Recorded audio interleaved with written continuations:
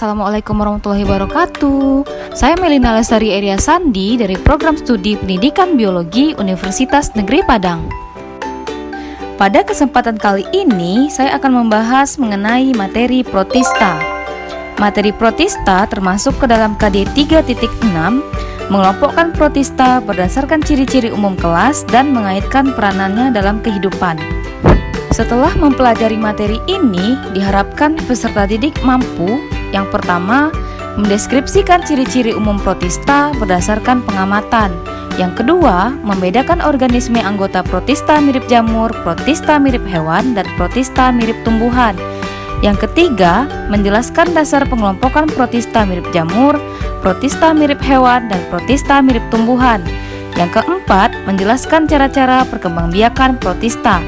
Yang kelima, memberikan contoh peranan protista dalam kehidupan sehari-hari. Jika membahas mengenai protista, apakah ada yang tahu apa itu protista? Bagi yang belum mengetahui apa itu protista, yuk sama-sama kita mengenal dan memahami apa sih itu protista.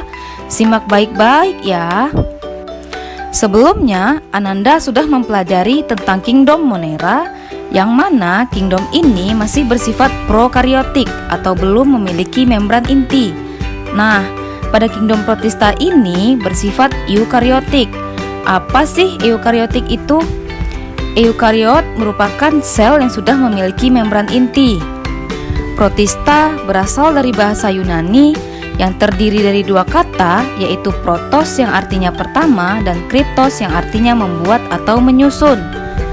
Maka dapat diartikan protista merupakan organisme eukariot pertama atau paling sederhana. Sebelumnya sudah dikatakan bahwa protista bersifat eukariotik. Selain bersifat eukariotik, protista juga memiliki ciri-ciri umum yang lain. Apa saja sih ciri-ciri umum protista tersebut? Ciri-ciri umum protista tersebut yaitu uniseluler atau bersel satu, ada yang bersel banyak dan hidup berkoloni, namun belum memiliki jaringan. Dan hampir semua protista hidup di air, baik air tawar maupun air laut. Serta ada beberapa yang hidup pada jaringan hewan, seperti pada protista mirip hewan yaitu Plasmodium sp yang hidup di dalam tubuh nyamuk Anopheles. Nah, berdasarkan bentuk dan ciri-cirinya, protista dibedakan menjadi 3, yaitu protista mirip jamur, protista mirip hewan, dan protista mirip tumbuhan. Yang pertama adalah protista mirip jamur. Protista mirip jamur dikatakan mirip jamur karena tidak memiliki klorofil sehingga tidak mampu melakukan fotosintesis dan tidak dimasukkan ke dalam kingdom fungi karena struktur tubuh dan cara reproduksinya yang berbeda. Maka dari itu dimasukkan ke dalam kingdom protista. Protista mirip jamur memiliki ciri-ciri. Bagaimana sih ciri-ciri protista mirip jamur itu? Protista mirip jamur bersifat eukariotik, heterotrof, uniseluler atau multiseluler, memiliki sporangium, osmotrofik atau mengambil makanan dari lingkungan. Beberapa membentuk tubuh buah pada tahapan hidupnya, bersifat saprofit dan biasanya terdapat di tempat yang lembab dan di perairan. Berdasarkan struktur tubuhnya, protista mirip jamur dibedakan menjadi 2 filum, yaitu Myxomycota atau jamur lendir dan Oomycota atau jamur air. Myxomycota atau jamur lendir. Myxomycota disebut jamur lendir karena struktur tubuhnya berbentuk seperti lendir-lendir yang disebut plasmodium. Ciri-ciri Myxomycota: tidak memiliki klorofil, tubuh berbentuk lendir, menghasilkan tubuh buah, bersifat heterotrof, hidup sebagai parasit, dan biasanya ditemukan di tempat lembab. Habitat Myxomycota: Myxomycota dapat hidup di tempat yang lembab dan basah seperti hutan basah, batang kayu busuk, dan tanah lembab. Reproduksi Myxomycota: Myxomycota memiliki siklus hidup atau pergiliran hidup antara fase vegetatif yang membentuk plasmodium dengan fase generatif yang membentuk tubuh buah. Untuk lebih jelasnya, silakan simak penjelasan siklus hidup Myxomycota pada video berikut ini ya.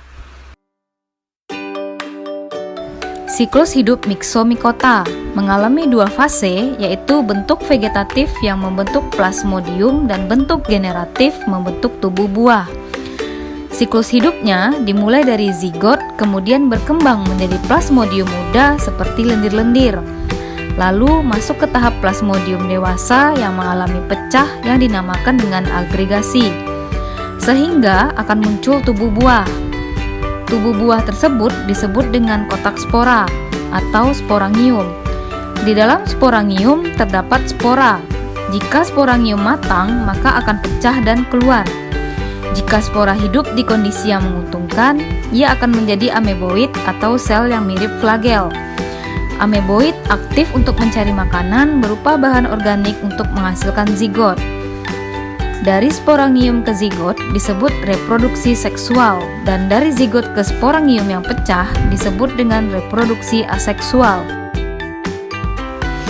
Contoh Myxomycota adalah yang pertama Pisarum polycephalum yang terdapat pada batang kayu busuk, dan yang kedua Dictyostelium discoideum yang terdapat pada tanah lembab.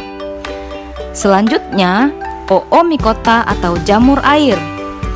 Oomycota disebut jamur air karena umumnya habitatnya adalah di air, tetapi tidak semuanya hidup di air ya. Ciri-ciri Oomycota. Oomycota memiliki ciri-ciri sebagai berikut. Sebagian besar bersifat uniseluler, tidak memiliki kloroplas, bersifat heterotrof, dinding sel terbuat dari selulosa, memiliki hifa tidak bersekat, bersifat saprofit dan umumnya terdapat di air. Habitat Oomycota. Habitat Oomycota berada di dalam air, baik itu air tawar, kolam, danau, serta tempat-tempat yang lembab. Reproduksi Oomycota. Oomycota mengalami siklus hidup atau pergiliran hidup antara fase vegetatif dengan membentuk filamen dan fase generatif dengan pembentukan zoosporangium. Untuk lebih jelasnya, silakan simak penjelasan siklus hidup Oomycota pada video berikut ini ya. Dimulai dari reproduksi aseksual, di mana filamen berkembang menjadi oogonium yang berisi oospora. Di dalam oospora terdapat dua inti yang berbeda jenis. Kemudian melakukan fertilisasi sehingga menghasilkan satu inti yang utuh di dalam oospora. Jika oogonium mengalami kematangan, maka permukaan oogonium pecah sehingga keluar oospora yang jatuh pada substratnya. Jika kondisi menguntungkan, akan berkembang menjadi zigot yang berkecambah. Perkecambahan yang matang akan membebaskan zoospora yang ada di dalam kecambah zigot, sehingga zoospora dapat berkembang lagi ke tahap reproduksi seksual atau pembentukan zoosporangium. Jika zoosporangium matang, akan mengeluarkan zoospora. Zoospora akan berkembang menjadi kista, lalu berkembang lagi menjadi zigot sampai menjadi zigot yang berkecambah. Kemudian berkembang lagi menjadi filamen. Filamen tersebut bisa berkembang menjadi oogonium atau zoosporangium. Bentuk umum dari Oomycota yaitu filamen yang tidak mempunyai sekat. Siklus hidupnya berupa reproduksi aseksual dan seksual. Contoh Oomycota adalah yang pertama Saprolegnia sp yang merupakan saprofit pada ikan air tawar, dan yang kedua Phytophthora infestan yang merupakan parasit pada tanaman kentang. Selanjutnya kita akan membahas tentang protista mirip hewan. Dikatakan mirip hewan karena dapat bergerak dan mengambil makanan dari organisme lain. Protista mirip hewan tidak dimasukkan ke dalam kingdom Animalia karena jumlah selnya yaitu uniseluler atau bersel satu. Protista mirip hewan sering disebut dengan protozoa. Protozoa artinya hewan pertama dari kata protos yang artinya pertama dan kata zoon yang artinya hewan. Ciri-ciri protista mirip hewan. Bagaimana sih ciri-ciri protista mirip hewan tersebut? Ciri-cirinya sebagai berikut. Uniseluler, tidak memiliki dinding sel, umumnya bersifat heterotrof, sebagian besar memiliki alat gerak, hidup sebagai parasit bagi organisme lain, dan umumnya hidup bebas di air. Berdasarkan ada tidaknya dan jenis alat geraknya, protozoa dibagi menjadi 4 filum, yaitu Rhizopoda, Flagellata, Ciliata, dan Sporozoa. Rhizopoda atau Sarcodina. Istilah Rhizopoda berasal dari bahasa Yunani, yaitu dari kata rhizo yang artinya akar dan kata podos yang artinya kaki. Jadi, Rhizopoda adalah protozoa yang bergerak menggunakan kaki semu atau palsu yang disebut pseudopodia. Rhizopoda disebut juga dengan Sarcodina yang berasal dari bahasa Yunani, yaitu sarko yang berarti daging. Jadi, Sarcodina merupakan protozoa yang bergerak menggunakan kaki semu yang menyerupai seperti daging. Ciri-ciri Rhizopoda.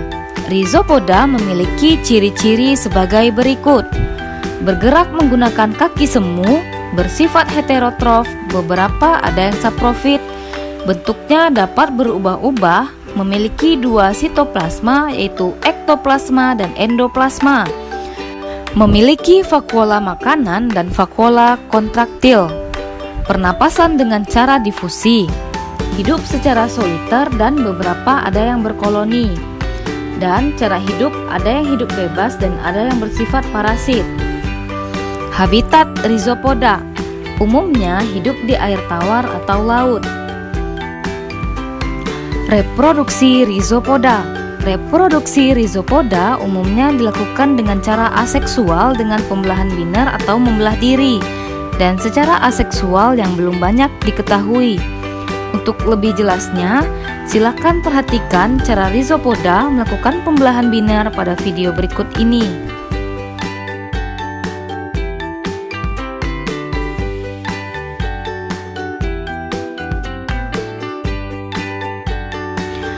Contoh Rhizopoda diantaranya yang pertama ada Amoeba sp yang biasanya terdapat pada air seperti air kolam. Yang kedua, Entamoeba histolytica yang hidup parasit di usus halus manusia. Yang ketiga, Entamoeba coli yang hidup di dalam kolon atau usus besar manusia.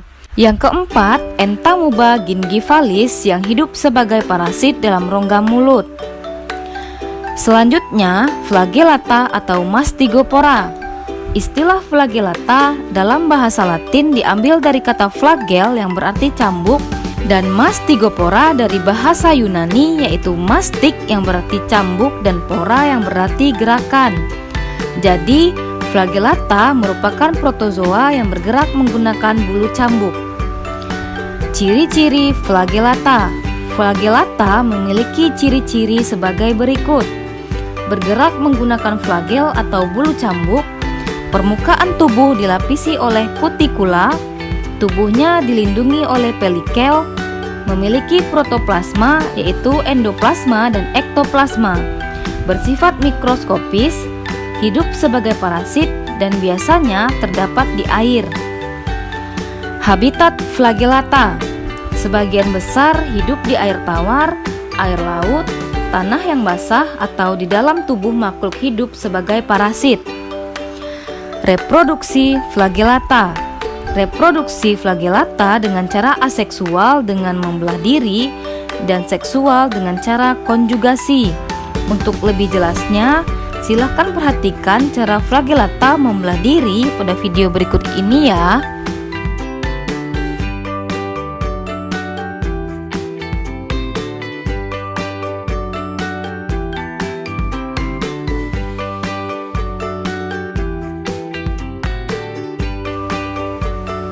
Contoh Flagellata diantaranya yang pertama Euglena viridis yang terdapat di air seperti air kolam atau saluran air.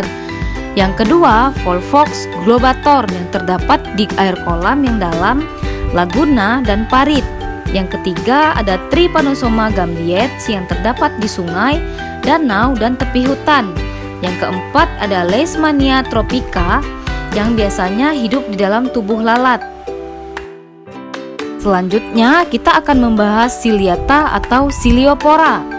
Istilah ciliata berasal dari bahasa Latin, yaitu ciliata yang berarti rambut kecil, atau ciliopora dari bahasa Yunani, yaitu pora yang berarti gerakan. Jadi, ciliata merupakan protozoa yang bergerak menggunakan rambut getar atau silia. Ciri-ciri ciliata: bergerak menggunakan silia atau rambut getar, umumnya berukuran mikroskopis, bentuk tubuh oval dan tidak berubah-ubah, bersifat heterotrof, memiliki dua inti sel yaitu makronukleus dan mikronukleus, hidup secara parasit dan hidup bebas di lingkungan berair. Habitat ciliata. Habitat ciliata adalah pada lingkungan berair, baik itu air tawar maupun laut, dan ada pula yang hidup sebagai parasit. Reproduksi ciliata. Ciliata bereproduksi secara aseksual dengan membelah diri dan secara seksual dengan konjugasi. Untuk lebih jelasnya, silakan perhatikan cara ciliata melakukan konjugasi pada video berikut ini.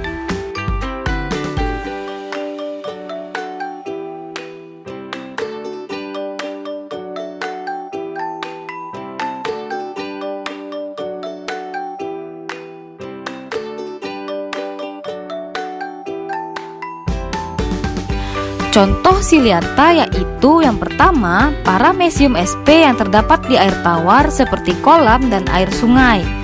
Yang kedua, Stentor sp yang terdapat di air tawar dan pada rendaman jerami. Yang ketiga, ada Balantidium coli yang terdapat pada usus besar babi dan manusia. Yang keempat, ada Vorticella sp yang terdapat di perairan tawar dan laut.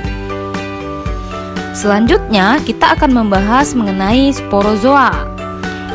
Istilah sporozoa berasal dari bahasa Yunani, yaitu spor yang berarti biji dan zoa yang berarti hewan. Jadi, sporozoa adalah protozoa yang tidak memiliki alat gerak.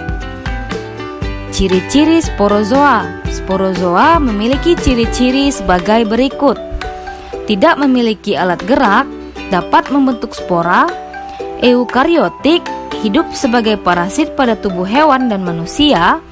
Biasanya terdapat pada jaringan tubuh hewan lain seperti Plasmodium sp yang hidup dalam tubuh nyamuk Anopheles. Habitat sporozoa: hidup sebagai parasit pada hewan dan manusia. Reproduksi sporozoa. Reproduksi sporozoa dilakukan dengan cara aseksual yang berlangsung di luar inang dan di dalam tubuh inang tetap.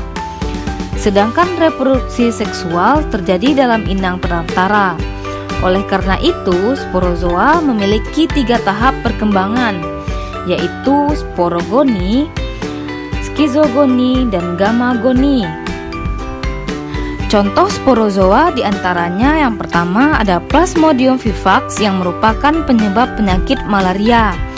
Yang kedua ada Toxoplasma gondii yang dapat ditemukan pada kotoran kucing. Selanjutnya kita akan membahas tentang protista mirip tumbuhan. Protista mirip tumbuhan dikatakan mirip tumbuhan karena tidak dapat bergerak dan dapat melakukan fotosintesis. Protista mirip tumbuhan tidak dimasukkan ke dalam kingdom Plantae karena belum memiliki akar, batang, dan daun yang sejati. Protista mirip tumbuhan umumnya disebut alga karena dapat melakukan fotosintesis sederhana. Ciri-ciri protista mirip tumbuhan.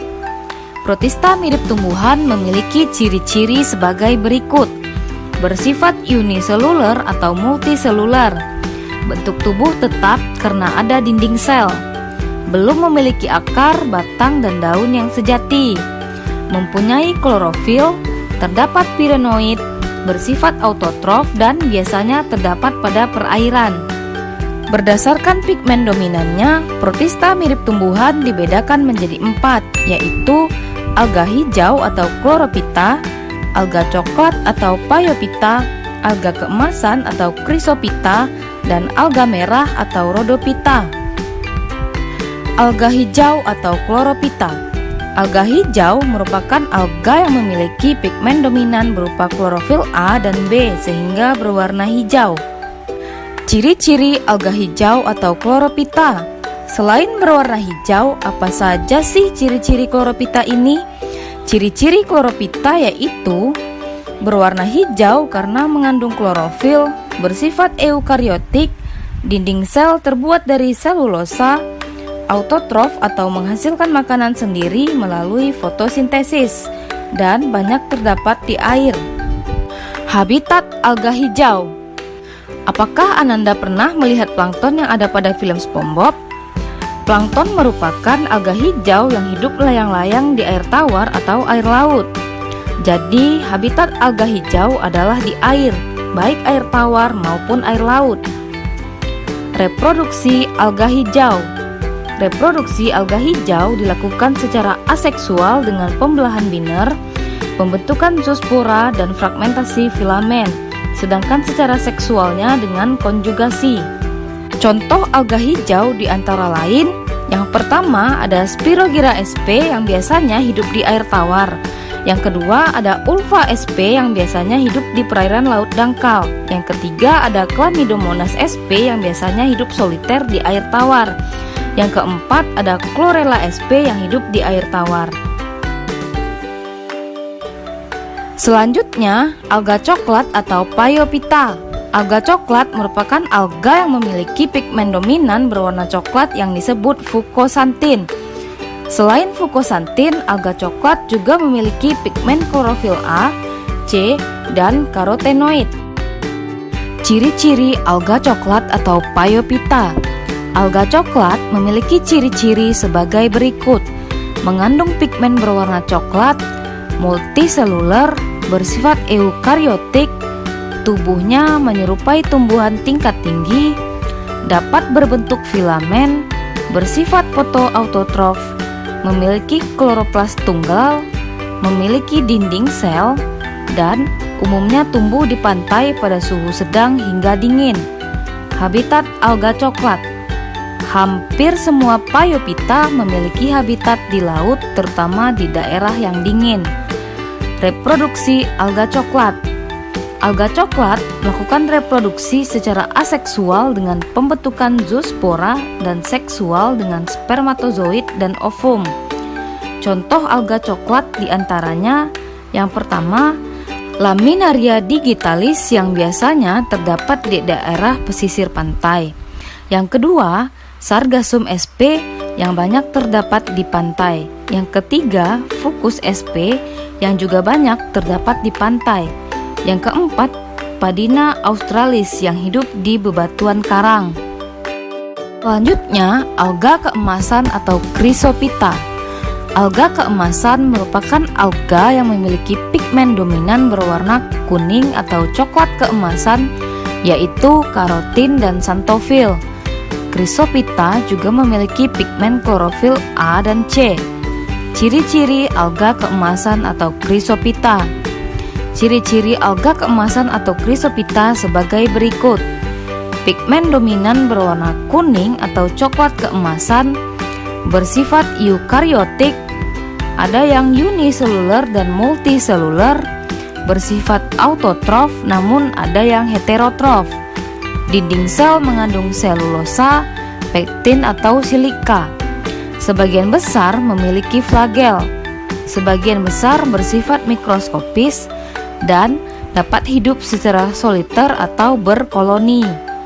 Habitat alga keemasan biasanya terdapat di tempat-tempat basah seperti di laut, air tawar, dan tanah lembab. Reproduksi alga keemasan.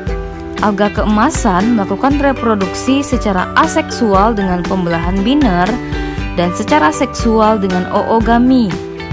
Contoh alga keemasan diantaranya yang pertama ada Navicula sp yang hidup di air tawar dan laut. Yang kedua, Pinularia sp yang hidup di kolam atau tanah yang lembab. Yang ketiga, Vaucheria sp yang hidup di lahan basah seperti lumpur dan rawa. Selanjutnya, alga merah atau Rhodophyta. Sebelum kita bahas apa itu alga merah, apakah Ananda pernah memakan agar-agar? Nah, penghasil bahan agar-agar tersebut merupakan alga merah yang sering disebut dengan rumput laut. Alga merah merupakan alga yang mengandung pigmen dominan berwarna merah yang disebut phycoerythrin. ciri-ciri alga merah. Alga merah memiliki ciri-ciri sebagai berikut. Pigmen dominan berwarna merah, bersifat eukariotik, sebagian besar multiseluler, umumnya makroskopis, bersifat autotrof. Kloroplas mengandung pirenoid, bentuk talus berupa helaian atau berbentuk seperti pohon, dan banyak terdapat di laut. Habitat alga merah. Alga merah umumnya hidup di perairan laut, dan ada beberapa yang hidup di air tawar. Reproduksi alga merah. Alga merah melakukan reproduksi secara aseksual dengan pembentukan tetraspora dan secara seksual dengan oogami. Contoh alga merah diantaranya adalah yang pertama, Palmaria palmata yang biasa ditemukan di perairan laut tropis. Yang kedua, Gelidium sp yang biasa ditemukan di pesisir pantai. Yang ketiga, Gracilaria sp yang biasa ditemukan di perairan laut Payau. Yang keempat, Eukema sp yang biasanya ditemukan pada substrat batu di laut. Setelah mendengarkan penjelasan mengenai protista mirip jamur, protista mirip hewan, dan protista mirip tumbuhan, mari kita bahas peranannya dalam kehidupan sehari-hari. Peranan protista terdiri dari peranan menguntungkan dan peranan merugikan. Yang pertama, mari kita bahas peranan menguntungkan, yaitu yang pertama ada pada protista mirip jamur, yaitu Pisarum polycephalum dapat membantu menguraikan senyawa-senyawa dari bagian tumbuhan yang telah mati. Lalu ada Saprolegnia sp, yaitu sebagai saprofit pada ikan yang telah mati. Saprofit yaitu pengurai pada organisme yang telah mati. Yang kedua, pada protista mirip hewan, yaitu ada Amoeba sp sebagai pengendali populasi bakteri, pemangsa atau predator bakteri. Bila tidak ada amoeba, populasi bakteri akan meningkat. Selanjutnya ada Euglena sp, yaitu sebagai fitoplankton yang berfungsi sebagai produsen di dalam air. Selanjutnya, Paramecium sp yang berperan dalam mengontrol populasi alga, bakteri, dan protista lain. Lalu ada Entamoeba coli yang berperan untuk membantu pencernaan pada sapi. Yang ketiga, pada protista mirip tumbuhan, yaitu ada Ulva sp yang digunakan sebagai bahan sayuran. Lalu Chlorella sp digunakan sebagai PST atau protein sel tunggal. Lalu ada Laminaria digitalis sebagai penghasil iodin. Lalu ada Gelidium robustum dan Eukema spinosum digunakan sebagai bahan agar-agar. Lalu ada Palmaria palmata, Porphyra, Chondrus crispus, dan Mastocarpus stellatus yang dapat diolah menjadi sop, salad, pizza, dan nori. Lalu ada Turbinaria australis, Sargassum sp, dan Fucus sp yang digunakan untuk membuat salep dan es krim. Yang terakhir ada Navicula sp yang digunakan untuk bahan isolasi, bahan penggosok, dan campuran pada semen. Selanjutnya, peranan protista yang merugikan. Selain dapat memberikan manfaat bagi kehidupan manusia, protista juga dikatakan merugikan karena dapat menyebabkan penyakit pada manusia, hewan, dan tumbuhan. Mari kita bahas satu persatu. Yang pertama, pada manusia, yaitu ada Plasmodium sp menyebabkan penyakit malaria. Lalu ada Trypanosoma cruzi, yaitu menyebabkan penyakit cagas yang menyerang hati, kelenjar limfa, dan sumsum tulang. Lalu ada Trypanosoma gambiens yang menyebabkan penyakit tidur. Lalu ada Entamoeba gingivalis yang menyebabkan bau mulut, kerusakan gigi, dan gusi. Setelah itu ada Balantidium coli yang menyebabkan disentri Balantidium yang menyerang selaput lendir. Lalu ada Trichomonas vaginalis yang menyebabkan keputihan pada wanita. Selanjutnya ada Toxoplasma gondii, yaitu penyebab penyakit toxoplasmolysis. Yang kedua, ada pada hewan, yaitu Trypanosoma evansi yang menyebabkan penyakit sura pada hewan ternak. Lalu ada Trichomonas futus yang menyebabkan keguguran pada kambing. Lalu ada Trypanosoma vivax, yaitu penyebab penyakit pada domba. Lalu ada Saprolegnia sp, yaitu sebagai parasit pada ikan yang dapat menyebabkan kematian pada ikan tawar. Yang ketiga, pada tumbuhan, yaitu ada Phytophthora faberi, hidup sebagai parasit pada tanaman karet. Selanjutnya ada Phytophthora infestan yang menyebabkan penyakit karat putih pada tanaman kentang. Selanjutnya ada Phytophthora nicotinae, yaitu yang menyerang tanaman tembakau. Selanjutnya yang terakhir ada Pythium, yaitu menyerang pangkal batang kecambah.